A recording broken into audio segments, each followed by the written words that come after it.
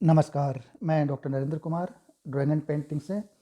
अभी हम जैसे चर्चा चल रही थी, हमारी चर्चा कर रहे थे कि बीए पार्ट फर्स्ट के चित्रकला के विषय के बारे में, और हमारा टॉपिक चल रहा था चित्रकला के अंदर ही प्रिंसिपल्स ऑफ कंपोजिशन, यानी संयोजन के सिद्धांत। और संयोजन के 6 सिद्धांतों में हम 5 सिद्धांतों पे जैसे अब तक चर्चा कर चुके हैं, और इसका छठा और लास्ट जो अंतिम सिद्धांत है, प्रिंसिपल्स है, वो है प्रपोर्शन या प्रमाण।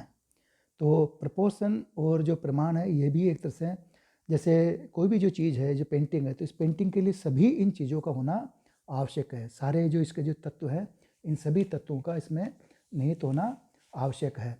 तो जिसके बारे में जैसे मैंने पहला था हमारा सहयोग, यूनिटी, सहयोग या एकता। दूसरा सामंजस्य, और तीसरा संतुलन। चौथा प्रभाविता, है ना। और पांचवा जैसे भी हम चर्चा कर रहे थे इससे पूर्व, तो वो था प्रवाह, ताल या लय या रिदम, इसके जैसे, है ना।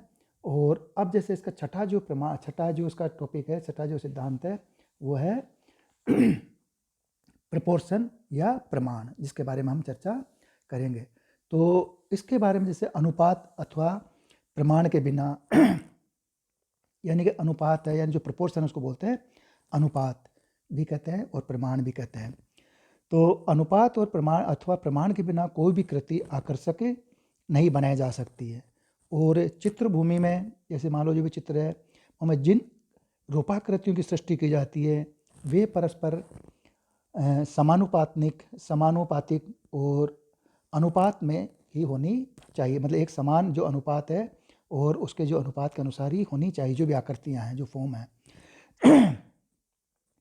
तो उसके अनुसार जैसे जो भी होनी चाहिए, जैसे अनुपात में होनी चाहिए। और कला की भाषा में इसे प्रमाण में होना कहा जाता है। यानी कि जैसे कोई भी जो आकृतियाँ हैं, उस हर एक आकृति का अपना एक स्वरूप, एक रूप होता है। तो पेंटिंग के अंदर जैसे जो भी है अपने जो कोई रूप, जो भी फॉर्म है, जो चीज़ बना रहे हैं जिस चीज़ का पेंटिंग, तो उनके अंदर जैसे क्या है, आपस के अंदर जब तक कृति आकर्षक नहीं बना जा सकती कि चित्रभूमि जिन रूपाकृतियों की सृष्टि की जाती है, वे परस्पर समानुपात हो, समान और अनुपातिक हो में होनी चाहिए। और कला की भाषा में इसे जैसे प्रमाण होना कहा जाता है। और यदि अनुपात को संबद्धता का सिद्धांत कहा जाता है, मतलब ये जो अनुपात है, प्रपोर्शन को, इसको संबद्धता का सिद्धांत भी कहा जाता है। और तथापि अनुपात को सिद्धांत बनाकर चित्र में या चित्र से कुछ विशेष प्रभाव प्राप्त नहीं किया जा सकता है। लेकिन वास्तव में हम अनुपात की जो सीमाएं हैं, उन्हीं को जान सकते हैं। यानी कि जो छठा जो इसका प्रिंसिपल से सिद्धांत है पेंटिंग्स का, यानी कंपोजिशन का, वो है प्रमाण या प्रपोर्शन। अब प्रपोर्शन महत्वपूर्ण चीज़ है कि जैसे कोई भी जो आकृति है, जो फॉर्म है, या जिस चीज़ का हम चित्र बनाए, जो हमारा सब्जेक्ट है, तो उस सब्जेक्ट की जो आकृतियाँ हैं, उन आकृतियों के हिसाब से कि किस चीज़ की आकृति है, तो उस आकृति, उसके हमारे सृष्टि के अंदर, उस नेचर के अंदर उस आकृति का क्या स्वरूप है, उस स्वरूप और उस साइज़ के अनुसार हमें उस चीज़ के अंदर बनानी होगी। कोई छोटी आकृति, बड़ी से मान लो हाथी की आकृति है, तो उस हिसाब से उसको बनानी पड़ेगी। उसके अनुसार मान लो छोटा खरगोश है, तो उसके अनुसार उसकी, ये नहीं कि दोनों को समान बना दें, तो वो प्रपोर्शन नहीं कहलाएगा। उसी तरह से हमारा जो मनुष्य है, मनुष्य जीवन, मनुष्य के हर एक पार्ट्स के अपने अपने प्रपोर्शन है, रेशियो है। तो उनके बारे में हम आगे चर्चा करेंगे। तो जैसे ये कह सकते हैं कि उनको नहीं, जो वास्तव में इस अनुपात की जो सीमा है, उन्हीं को जान सकते हैं। कि जैसे बताया था हमने, समबद्धता का सिद्धांत भी कहा जाता है। और तथापि अनुपात को सिद्धांत बनाकर चित्र से कुछ विशेष प्राप्त नहीं किया जा सकता, लेकिन वास्तव में इस अनुपात की जो सीमाएं हैं, उन्हीं को हम जान सकते हैं। अब अनुपात की सीमाएं क्या है, किस तरह से है कि संसार में सभी प्राकृतिक एवं भौतिक आकृतियों का निर्माण एक निश्चित अनुपात में हुआ है। तो ये चीज़ जानने की चीज़ है कि जो हमारे संसार है, हमारा नेचर है चारों तरफ, तो उसमें सभी जो प्राकृतिक कह लो या भौतिक कह लो, कोई भी जो चीज़ है, उसकी एक, सबका एक सेफ है, उसका एक आकार है, या कि एक निश्चित, वो सबका एक निश्चित अनुपात है। तो उस अनुपात के में हुआ है। तो उदाहरण के लिए जैसे प्रकृति ने, मैं बताया मैंने, जैसे हाथी को विशालकाय बनाया है, तो मनुष्य को उससे छोटा तथा लघुकाय बनाया है, और खरगोश को उससे भी छोटा तथा अनुपात में भिन्न बनाया है। तो ऐसी स्थिति में जब किसी भी चित्र में हाथी, मनुष्य और खरगोश को एक साथ दिखाया जाएगा, तो उनके अनुपात में जो स्वाभाविक अंतर है वही दर्शाया जाएगा। और यदि चित्रकार ऐसा नहीं करेगा तो दर्शक को उसके चित्र में कोई आकर्षण या रुचि उत्पन्न नहीं लगेगी, और उसको दर्शक को भी नहीं होएगी, न तो आकर्षण होगा और न ही उसमें कोई रुचि उसकी नज़र आएगी। तो इस प्रकार जैसे कह सकते हैं कि जो ये है कि जिसकी जो रुचि है, इसकी जो दर्शक है, तो उसका जब तक उसकी जो फॉर्म के अनुसार नहीं होगी, प्रपोर्शन के अनुसार नहीं होगी, तो वो चीज़ उसमें नज़र नहीं आएगी, उसके मतलब उसका आकर्षण, उसका चित्र देखने वाले दर्शक का उसमें कोई वो नहीं होगा।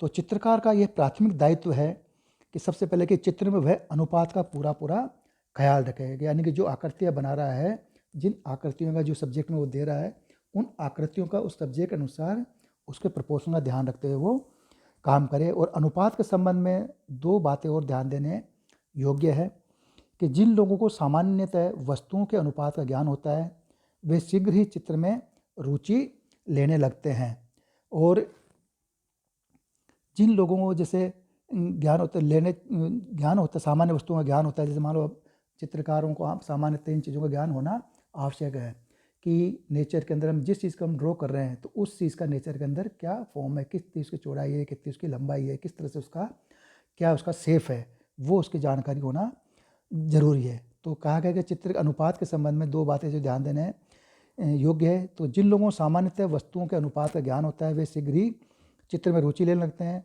और जिन्हें अनुपात को ज्ञात करने की ज़रूरत होती है वे समयांतर से यह अनुभव प्राप्त कर लेते हैं, मतलब समय के अनुसार ये चीज़ें वो सीख लेते हैं।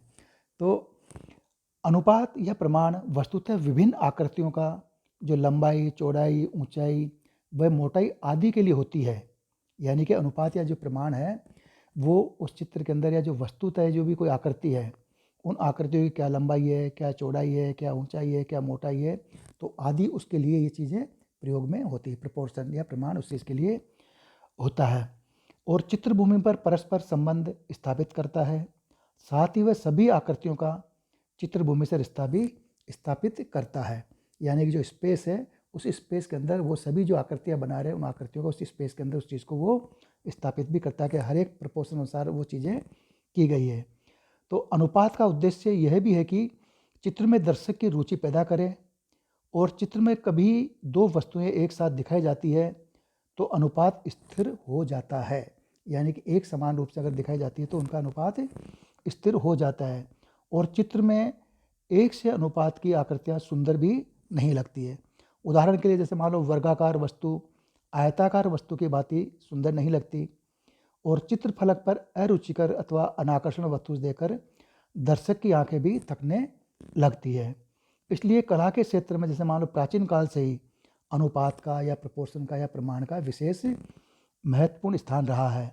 और जैसे मैंने पहले ही बताया कि अजंता इसके लिए सबसे जो श्रेष्ठ उदाहरण है हमारी भारतीय कला में, अजंता की गुफाओं के चित्र इस तथ्य से कि जीवन प्रमाण है, और हमारे जो वात्स्यायन है, वात्स्यायन के कामसूत्र में भी चित्रकला के जिन 6 अंगों का वर्णन किया गया है उसमें प्रमाण अथवा अनुपात को एक विशेष अंग बताया गया है। और प्राचीन भारतीय जो पारंपरिक चित्रकला अनुपात के अनेक उदाहरणों से संपन्न है। तो जो कहने का मतलब ये है कि मनुष्य स्वभावतः ही जैसे जो कह सकते हैं कि जैसे मान लो शुरू से ही वस्तुओं के प्रति तुलनात्मक दृष्टिकोण रखता आया है, रखना चाहिए, और यह प्रवृत्ति कला की रचना करते समय भी प्रेरणा देती है। तो प्रमाण का जो प्रपोर्शन उसका ये महत्वपूर्ण स्थान है, शुरू से रहा है, प्राचीन चित्रों में रहा है, अजंता में भी रहा है। और मनुष्य का जो स्वभाव है, स्वभावतः वस्तुओं के प्रति जो उसके तुलनात्मक दृष्टिकोण रखता है कि कौन सी चीज़ बड़ी है, छोटी है, क्या है, तो यह प्रवृत्ति कलाकृति की रचना करते समय भी हमें प्रेरणा देती है। और प्राकृतिक संरचनाओं में अधिकांशतः एक अनुपात व्यवस्था सदैव अंतर्निहित रहती है, और मानव शरीर इसका सबसे श्रेष्ठ उदाहरण है। यानी कि मानव शरीर का प्रत्येक अंग एक निश्चित अनुपात लिए होता है, जो मैंने पहले बताया था, चाहे वो जानवर हो और जो मनुष्य है, तो मनुष्य का जो शरीर भी है, तो शरीर का जो अंग है, प्रत्येक अंग एक निश्चित अनुपात में है। जैसे हमारे हाथ है, हाथ की कोहनी है, पैर है, पंजा है, आँख है, नाक है, मुँह है, तो इन सब का एक निश्चित एक आकार है। तो इसी प्रकार मानव निर्मित रचनाओं में भी उनको तुलनात्मक दृष्टिकोण व अनुपात पर आधारित किया जाता है। और जब कभी भी दो अथवा अधिक आकृतियाँ, जैसे मैंने इससे पूर्व चर्चा करी, बताया ना आपको वो कि जब कभी दो अथवा अधिक आकृतियाँ, दो या तीन से अधिक आकृतियाँ एक साथ साथ होती है तो वही उनका प्रमाण भी सुनिश्चित हो जाता है कि किसका प्रोपोर्शन कितना रहेगा, किसका रेशियो कितना रहेगा, किसकी साइज़ क्या रहेगी।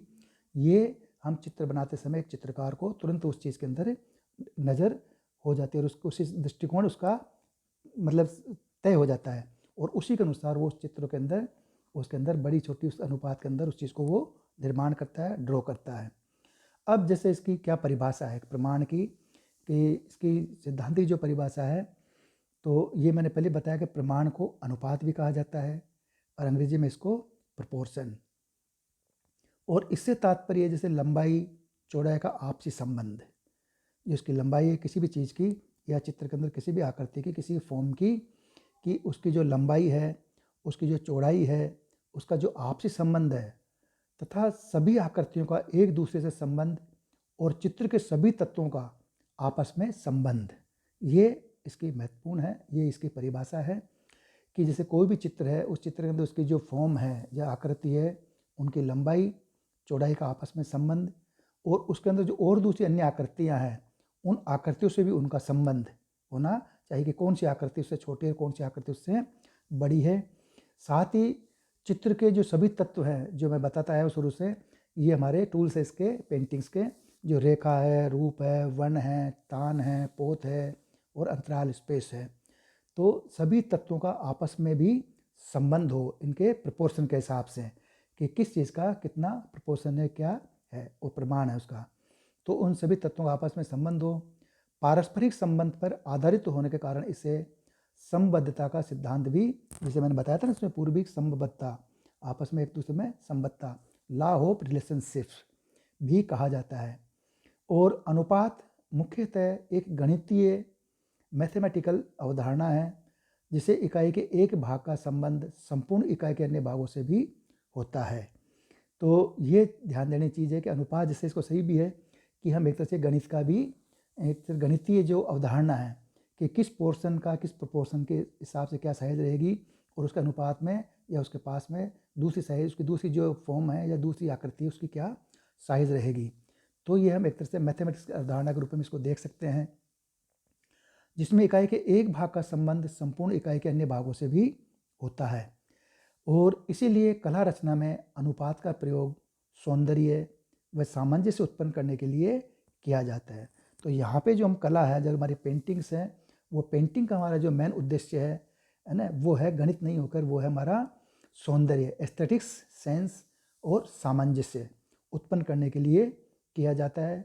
और प्रमाण के अतिक्रमण से चित्र अरुचिकार भी हो जाता है। अगर यानी पेंटिंग के अंदर जो आकृतियाँ उनका प्रमाण या प्रोपोर्शन अगर सही नहीं होगा तो वो पेंटिंग गड़बड़ हो जाएगी, गलत हो जाएगी और उसका जो उसके प्रति दर्शकों की रुचि नहीं रहेगी।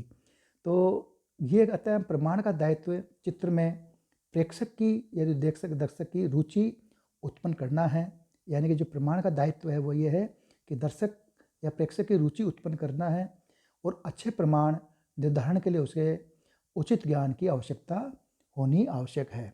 यानी कि अच्छा जो प्रमाण या प्रोपोर्शन निर्धारण करने के लिए एक आर्टिस्ट को, एक चित्रकार को, एक कला के विद्यार्थी को, उसके लिए उचित ज्ञान होना आवश्यक है। तो इस प्रकार जैसे ये इसकी जो मैंने बताई परिभाषा के प्रमाण या प्रोपोर्शन ये क्या है, तो इसकी क्या डेफिनेशन है, एक चित्र के अंदर, एक कला के अंदर इसकी क्या आवश्यकता, क्या महत्ता होती है।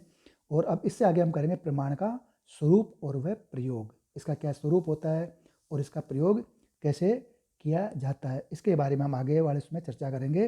धन्यवाद।